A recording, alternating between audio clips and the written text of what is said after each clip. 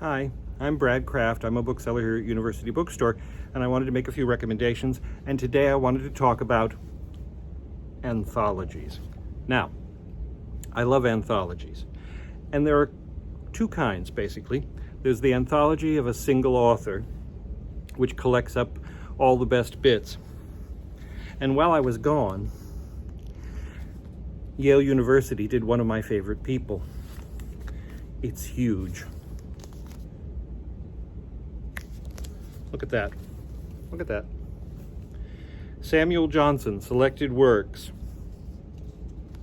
Now, it's a beautifully made book with lots of footnotes for people who don't know what they're reading or who may need a little assistance. From one of the great prose stylists in the English language. He also wrote poetry. There is a poem or two.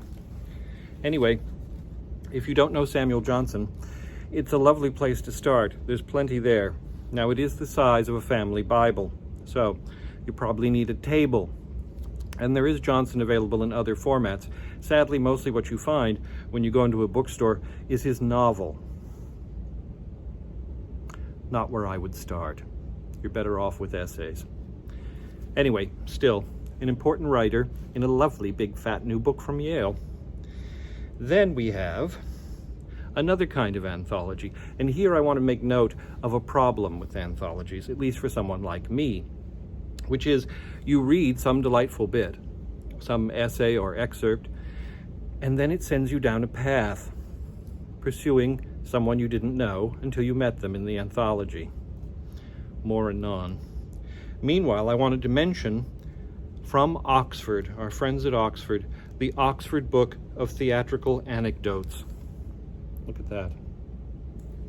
Another nice big fat juicy thing. And it's in a book like this, which is full of amusement, that we learn, for instance, that Dame Judi Dench, in her debut, playing Juliet, walks out on stage and says her first line, "Nurse, where are my parents?" Something to that effect, only to have her father respond, "Here we are, darling, row H." I love that kind of story. If you love that kind of story about anything, but specifically about theater, what a treasure trove. $27.95. Not that pricey. Anyway, that book introduced me to somebody named Seymour Hicks. I didn't know who that was, or if I did, it was only vaguely. It turns out he was an actor, no surprise, considering the subject of the anthology. And he wrote a lot of books. How good is that? Now, if you know Seymour Hicks at all, you probably know him because he played Scrooge over 1,000 times on stage, well before even I was born.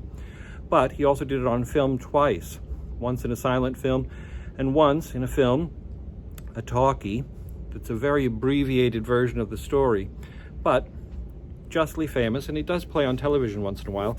And it turns out he wrote a lot of funny, amusing books of theatrical anecdotes of his own. Well, you know what happened. I had to buy some. Laugh with me, between ourselves. They're just charming. Very light. The copies I bought were all ex-library online, meaning they're not in great shape. But for something like this, it doesn't matter. I wanted them.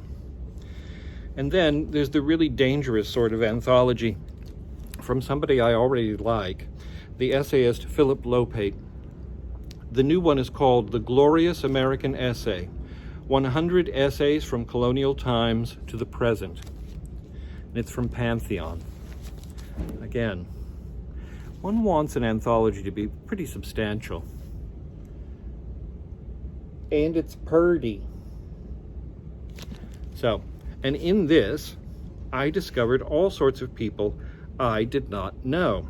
Now, there are the usual suspects, Cotton Mather and Thomas Jefferson and Benjamin Franklin and Edgar Allan Poe and all that sort of thing.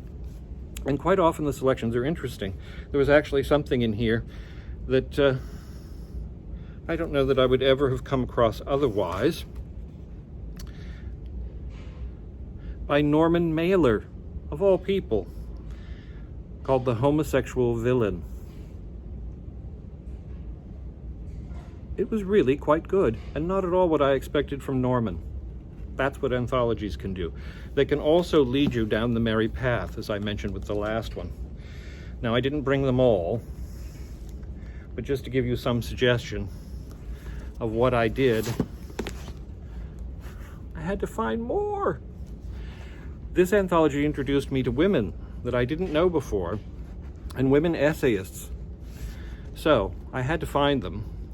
Catherine Fullerton Gerald, Ringside Seats. It's a wonderful essay about boxing, of all things. And then my new favorite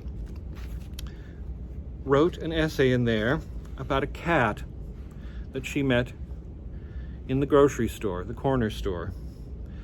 Agnes Repellier. These are just a couple of them. I ended up buying 6 books by Agnes. This one's called Points of View. And the other little uniform one that I brought is called Books and Men. She's charming.